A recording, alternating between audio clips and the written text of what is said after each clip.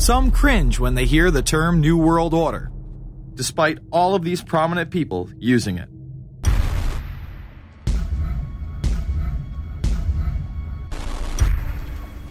The world that maybe some people dreamt of at that conference back in Bournemouth, when it looked as if maybe history would end, that liberal democracy would triumph, that free market economics would slowly progress, and we'd have a new world order.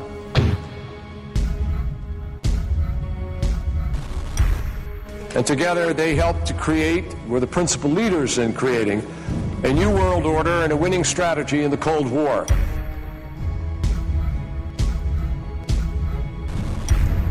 We are part of a new world order. And as the recently departed Admiral William J. Crowe once said, it's long on new and it's short on order.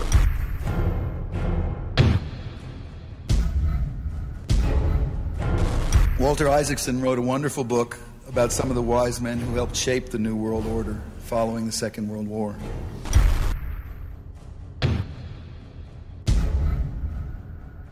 As we devise a way forward in Iraq, I urge the international community to embrace its responsibility for creating that new world order, a new world order based upon collective action.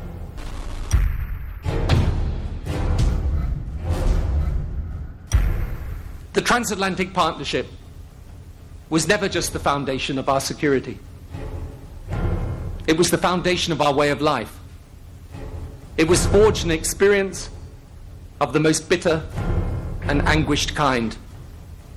Out of it came a new Europe, a new world order, a new consensus as to how life should and could be lived.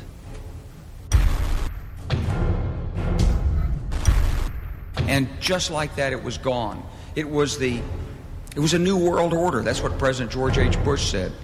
Harvard historian Francis Fukuyama pronounced the end of history. In fact, when it is used, that person is often dismissed out of hand because of the perception that it is nothing more than a conspiracy theory. Actually, the idea of global governance and a one world order has been around for centuries, and the term New World Order has been used frequently in recent history. The New World Order means different things to different people, but to those who expect to be in control of it, it means the same thing. It means all the world under their control. They believe that somebody must rule. After all, people are too darn dumb to know how to rule themselves. They figured that that's their role. The first in-depth publication of note was Samuel Zane Batten's work, The New World Order, which was published in 1919. Under the cloak of Christianity, this order speaks of a new world rising and advocates social control over all people and all resources. It promotes a world federation with a world parliament, an international court, and a global police force. Some of its goals are as follows. Community. The danger and loss in crime and degeneracy. The determination to make community life safe, sanitary, wholesome, and moral. Industrial. The disappearance of class distinctions and the solidarity of all interests in the economic process. National. The conception of the nation's welfare as the supreme concern, with the policy that everything shall contribute to this end, and every person must do some useful work. International. The creation of an international mind, with a world consciousness, and a world patriotism. The destruction of every arbitrary power that can separately and of its single choice disturb the peace of the world. World government is good, right? It put an end to war. Well, it could put an end to war because you just only have one dictator. I think Adolf Hitler had that in mind. He wanted a world government too, with himself as the master leader. Many have regarded Hitler as the apex of evil, a true heart of darkness. But how many people know that Hitler had his own vision of a new world order? Hitler had been promoted by the establishment. He graced the cover of Time magazine many times and was their Man of the Year twice. His vision was simple: unify Europe and then the world. The only real difference was that his order was racially motivated, instead of being based solely on religion. He even wrote a lesser-known follow-up to Mein Kampf in 1928 that many have dubbed My Order, or New World Order. President Roosevelt would condemn this order prior to World War II. Nazi forces openly seek to establish systems of government based on the regimentation of all human beings by a handful of individual rulers who seize power by force. Yes, these men and their hypnotized followers call this a new order. It is not new, and it is not order. The idea of globalization was so prominent in Nazi ideology that the 1936 Berlin Games would be the first time that the Olympic rings would be displayed prominently and promoted in order to glorify the Third Reich. This symbol represents the 5 major regions of the world: Africa, America, Asia, Europe, and Oceania, interlocking and coming together as one. This one world philosophy still defines the Olympic Games today. Australia, hello and welcome.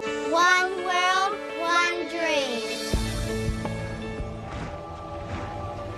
Hitler's methods of youth corps, concentration camps, eugenics, and military aggression were so visible to the rest of the world, he eventually failed. However, his vision of a new world order lived on. Author H.G. Wells, the man behind The Time Machine and War of the Worlds, would write about a planned world state in which there must be a common faith and law for mankind. In 1939, he would publish a full book on the matter called The New World Order. Wells again has a similar vision, stating that national individualism has to go and that sovereign states must end. He then goes on to write, in the great struggle to evoke westernized world socialism, contemporary governments may vanish. Perhaps his most chilling prediction is that countless people will hate the New World Order, be rendered unhappy by frustration and their passions and ambitions through its advent, and will die protesting against it. Many of them quite gallant and graceful-looking people. Collectivism is that concept where individuals are considered to be discardable, and that the group is more important, and that the ultimate group, of course, is the state. And so it boils down eventually to the fact that the state is the all-important unit of society, and citizens exist only to serve the state.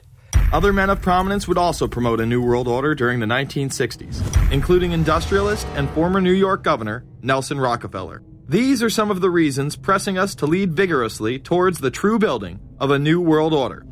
Rockefeller would also become vice president under Gerald Ford. Religious leader Pope Paul VI, delegates to international organizations, public officials, gentlemen of the press, teachers and educators, all of you must realize that you have your part to play in the construction of a new world order. As well as former President Richard Nixon. And the hope that each of us has to build a new world order. However, Nixon was largely a mouthpiece for his most dominant advisor, Secretary of State Henry Kissinger. Kissinger may be the most vocal proponent for a new world order of his era. He has called for it time and time again, in policy papers, meetings, and interviews. Time magazine recognized both Nixon and Kissinger as Men of the Year after announcing their new world order in China. However, they were working on it long before. In these once classified documents, they both discussed the new order with the president of Indonesia. Mainstream media was even critical of Kissinger's vision in the early 70s. In ragged, spasmodic fashion, a new world order is coming into being, but it looks less and less like the world order that Mr. Kissinger had constructed in his own mind. Kissinger's New World Order would fall under the radar for some time. However, it saw a vast revival during the first Bush administration. Here is Brent Scowcroft, former vice chairman of Kissinger Associates and former national security advisor under both Ford and Bush Sr., as he discusses the New World Order. Looking at the subtitle this morning, Are We Ready for the New World Order? Gives me something of the shudders. That phrase, New World Order, I'm afraid I'm partly responsible for resurrecting. To me, what that symbolized was perhaps a fundamental change in the character character of our response to national security issues. Here, Charlie Rose asked Scowcroft, Kissinger, and former National Security Advisor Zbigniew Brzezinski if we are living in a new world order. Where are we as we think about this time in American foreign policy? Are we at a special moment which is being redefined? Or are we creating a new world order? We're at a moment when the international system is in a period of change like we haven't seen for several hundred years. In some parts of the world, the nation state on which the existing international system was based is either giving up its traditional aspects, like in Europe, or as in the Middle East,